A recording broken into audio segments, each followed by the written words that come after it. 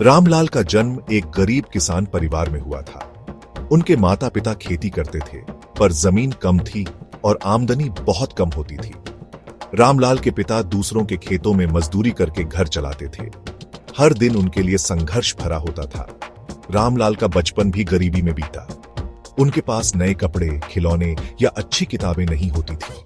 5वीं कक्षा तक पहुंचते पहुंचते रामलाल को भी घर की जिम्मेदारियां समझ आने लगी।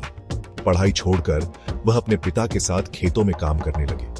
हालांकि रामलाल ने स्कूल छोड़ दिया था, लेकिन उनका मन हमेशा कुछ नया सीखने को लालायित रहता था। वह समझते थे कि खेती ही उनके जीवन का आधार है और इसे बेहतर बनाने के लिए उन्हें नए तरीके अपनाने होंगे। एक दिन रामलाल पास के गांव में लगे एक कृषि मेले में गए। वहां उन्होंने जैविक खेती के बारे में जाना। उन्हें समझ आया कि रासायनिक खाद और कीटनाशकों से न सिर्फ जमीन बंजर हो रही है, बल्कि लोगों के स्वास्थ्य को भी नुकसान पहुंच रहा है। रामलाल ने ठान लिया कि वह अपने खेतों में जैविक खेती करेंगे। गांव लौटकर रामलाल ने जैविक खेती शुरू कर दी। उनके इस फैसले का गांव वालों ने बहुत मजाक उड़ाया।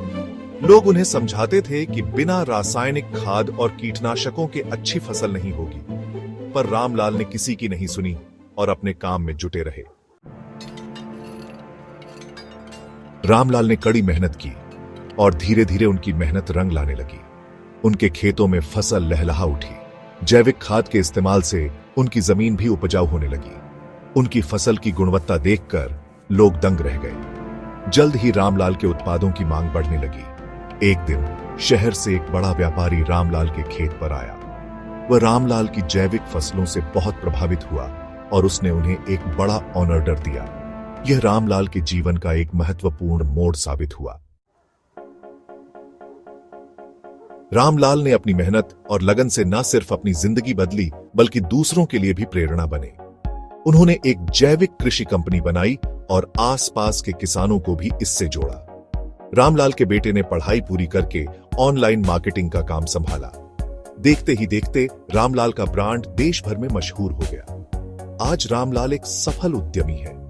उन्होंने अपने गांव में एक स्कूल भी बनवाया है, जहां गरीब बच्चों को मुफ्त शिक्षा दी जाती है। रामलाल की कहानी यह साबित करती है कि अगर मन में कुछ कर गुजरने की चाहत हो, तो नामुमकिन कुछ भी नहीं।